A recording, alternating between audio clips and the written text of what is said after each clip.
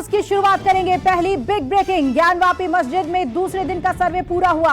दूसरे दिन सर्वे का काम 12 बजे तक होना था, लेकिन सर्वे निर्धारित समय से ज्यादा वक्त तक चला। बताया जा रहा है कि सर्वे पूरा होने के बाद कागजी कार्रवाई के कारण सर्वे टीम को बाहर आने में वक्त लगा।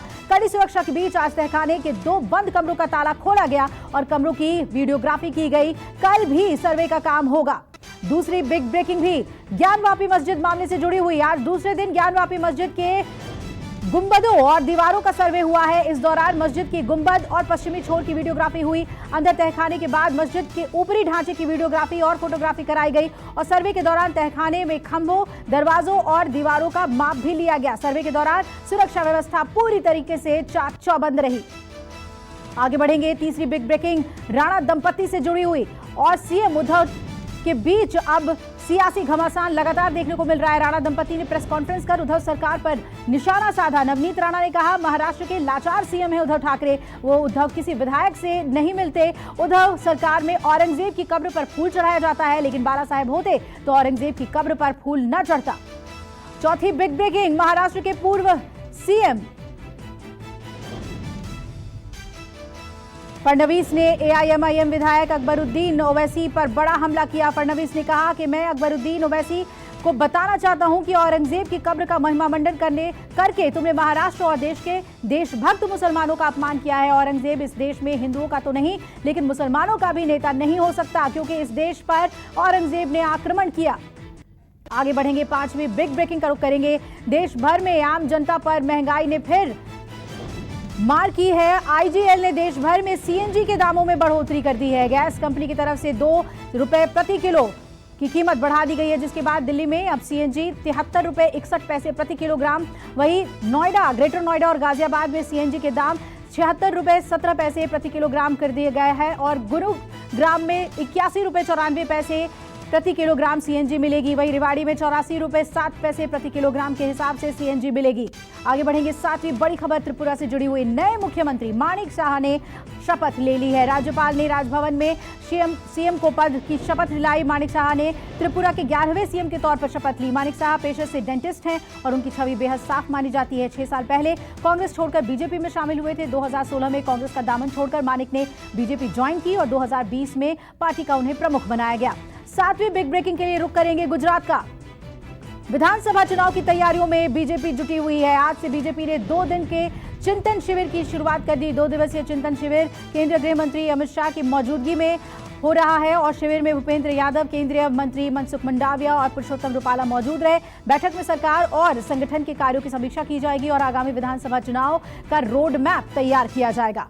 और अब 8वीं बिग ब्रेकिंग, विधानसभा चुनाव से पहले गुजरात में आपका हिंदुत्व कार्ड, मंदिरों में पूजा के साथ परिवर्तन यात्रा की शुरुआत। 182 विधानसभा क्षेत्रों से गुजरेगी आपकी यात्रा। 6 अलग अलग जगहों से यात्रा की शुरुआत होगी। सोमनाथ, सिद्धपुर, दांडी, द्वारका, अबडासा, कच्छ और उमरगांव से आपकी यात्रा की शुरुआत होगी। नुक्कड़ नाटक, प्रभात फेरी, मशाल यात्रा के जरिए कार्यकर्ता चुनाव प्रचार करेंगे। 9वीं बिग ब्रेकिंग के लिए रुख करेंगे केरल का, जहां के दौरे पर दिल्ली के मुख्यमंत्री अरविंद केजरीवाल हैं। इस दौरान केजरीवाल केरल के स्थानीय राजनीतिक दल 2020 के साथ गठबंधन का आधिकारिक तौर पर ऐलान करेंगे। अरविंद केजरीवाल 2020 पार्टी के स्थापना दिवस पर शाम करीब 7 बजे पार्टी कार्यकर्ताओं और स्थानीय लोगों को संबोधित भी करेंगे।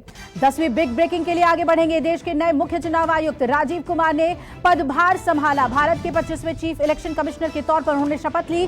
देश के नए मुख्य चुनाव आयुक्त राजीव कुमार 15 मई 2022 से 18 फरवरी 2025 तक इस पद पर बने रहेंगे। आगे बढ़ते हैं। 11वीं बिग ब्रेकिंग का रुख करेंगे। यूपी के मुख्यमंत्री योगी आदित्यनाथ आज गोरखपुर दौरे पर हैं। सीएम योगी ने गीडा में आयोजित कार्यक्रम के दौरान 144 करोड़ रुपए की परियोजनाओं का लोकार्पण और शिलान्यास किया।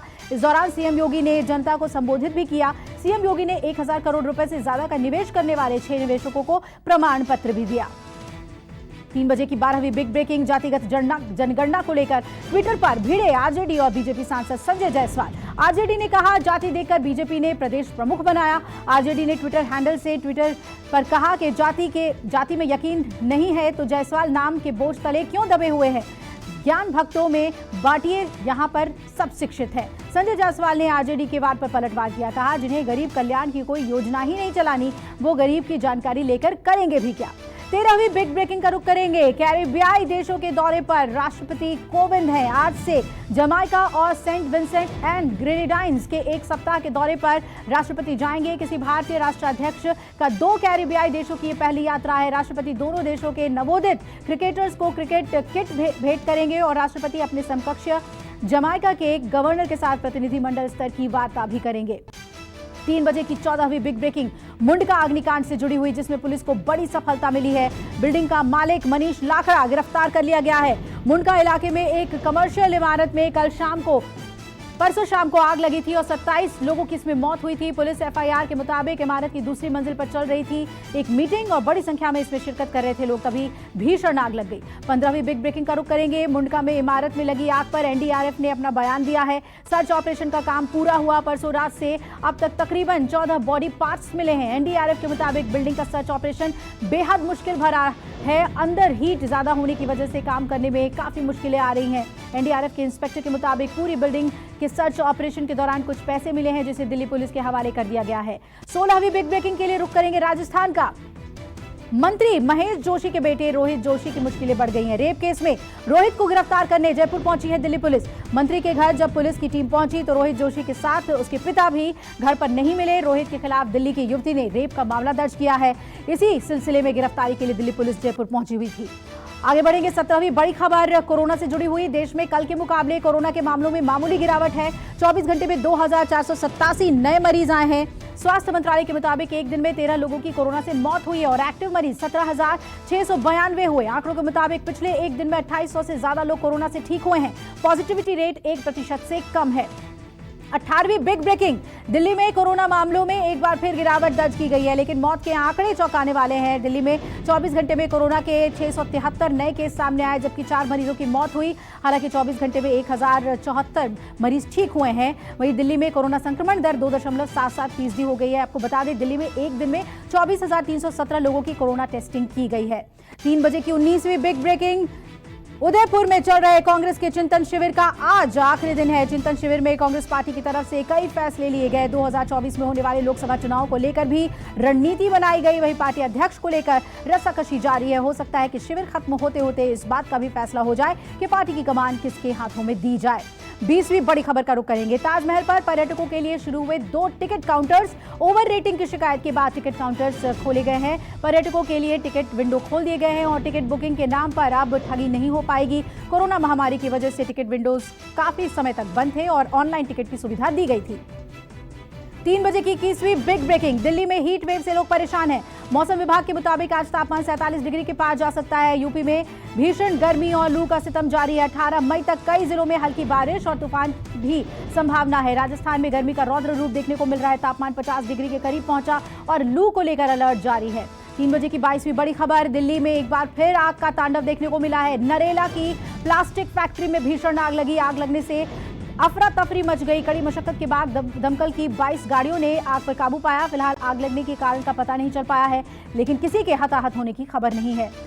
3 बजे की 23वीं बिग ब्रेकिंग। ऑस्ट्रेलिया के पूर्व दिग्गज क्रिकेटर एंड्रयू साइमंड्स की एक कार हादसे में मौत हो गई। बीती रात एलिस रिवर ब्रिज के पास यह हादसा हुआ। Shoaib Akhtar, Adam Gilchrist, Michael Vaughan समेत कई दिग्गजों ने भावुक ट्वीट कर श्रद्धांजलि दी। माइकल वॉन ने कहा, साइमंड्स का निधन हो गया, ये बात हकीकत नहीं लग रही।